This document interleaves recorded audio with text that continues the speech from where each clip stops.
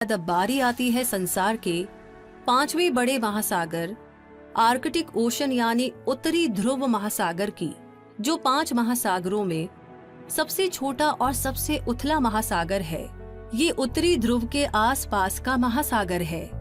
ये भी कहा जा सकता है कि उत्तरी ध्रुव आर्कटिक महासागर के केंद्र के पास है। इस महासागर को ये नाम अर्कटोस वर्ड से मिला है, जिसका ग्रीक में मतलब बियर होता है। लेकिन ये बियर उन पोलर बियर्स के लिए नहीं कहा गया है जो यहाँ पर पाए जाते हैं, बल्कि ये नाम आर्कटिक के उत्तरी आकाश में स्थित नक्षत्रों से आया है, जिनके नाम उर्सा माइनर यानी कि छोटा भालू और उर्सा मेजर यानी कि महान भालू है। ये महासागर सर्कुलर शेप में दिखाई देता है और इसमें 6.371 मिलियन वर्ग मील का क्षेत्र शामिल है। ये लगभग रूस के आकार जितना है। ये महासागर अर्थ सरफेस के 3% से भी कम हिस्से को कवर करता है। इस महासागर का पानी बाकी 4 महासागरों की तुलना में कम खारा है। इस महासागर की फॉर्मेशन करीब 40 मिलियन साल पहले हुई। 19वीं सेंचुरी से पहले बहुत ही कम लोगों ने इस रीजन में कदम रखा था और नॉर्वे के वैज्ञानिक फ्रिडरिक जॉफ नानसेन वो पहले नोन एक्सप्लोरर थे जिन्होंने 1896 में सक्सेसफुली आर्कटिक को पार किया था। इस महासागर की एवरेज गहराई 1038 मीटर है, जो इसे अंटार्कटिक महासागर से कम गहरा बनाती है। इसका डीपेस्ट पॉइंट लिटके डीप है, जो 5450 मीटर की गहराई पर है।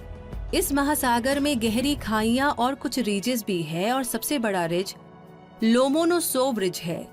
कनाडा और संयुक्त राज्य अमेरिका, रूस, नॉर्वे, आइसलैंड और ग्रीनलैंड आर्कटिक महासागर की सीमा पर स्थित हैं।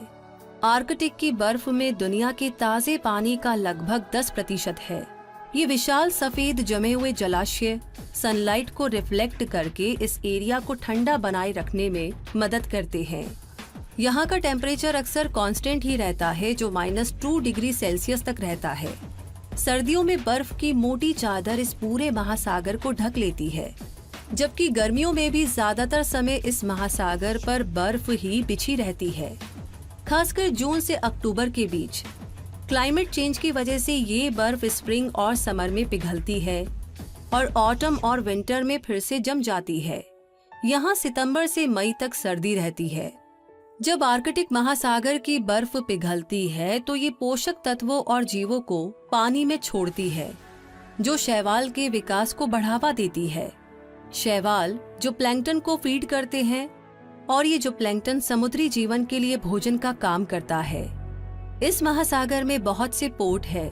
सबसे बड़े बंदरगाह रूस में मुरमास्क, नॉर्वे में किरकनीस, ग्रीनलैंड में नूक और कनाडा में चर्चिल है।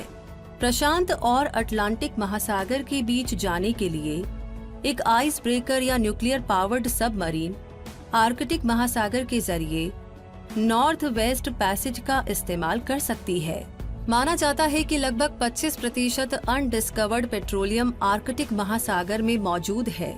यहाँ इनुइट, यूपीक, एलिट, सामी, नैनिट्स जाति के लोग भी रहा करते हैं, जो रेंडियर पालन, फिशिंग और शिकार के जरिए अपनी परंपरा को जिंदा रखे हुए हैं।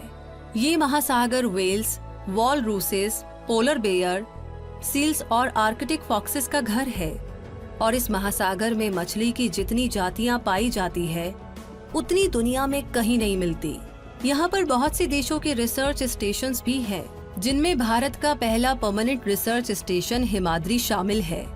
यहाँ के हैरान कर देने वाले लैंडस्केप, डिफिकल्ट क्लाइमेट कंडीशंस के बावजूद भी टूरिस्ट को अपनी तरफ आकर्षित करते हैं।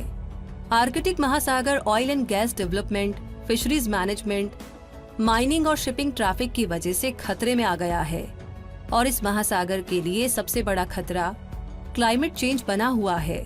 हालांकि आर्कटिक महासागर एक बर्फ की टोपी से ढका है, लेकिन ग्लोबल वार्मिंग और प्रदूषण के कारण बर्फ की टोपी आकार में कम हो रही है और अगर ये इसी तरीके से पिघलता रहा तो आर्कटिक महासागर में ज्यादा बर्फ नहीं बचेगी और ये सब होने में बहुत ज्यादा वक्त भी नहीं लगेगा, बल्कि साल 2040 तक ऐसा हो सकता है। अगर आर्कटिक से बर्फ गायब हो जाएगी तो इस महासागर की बर्फ पर रहने वाले और शिकार करने वाले ध्रुवीय भालू गायब हो जाएंगे, जो मोस्ट आइकॉनिक आर्कटीज स्पीशीज है और इन्हें केवल आर्कटिक में ही देखा जा सकता है। ऐसे में इन एनिमल्स को हम किस तरीके से बचा सकते हैं, ये जरूर सोचा जाना चाहिए।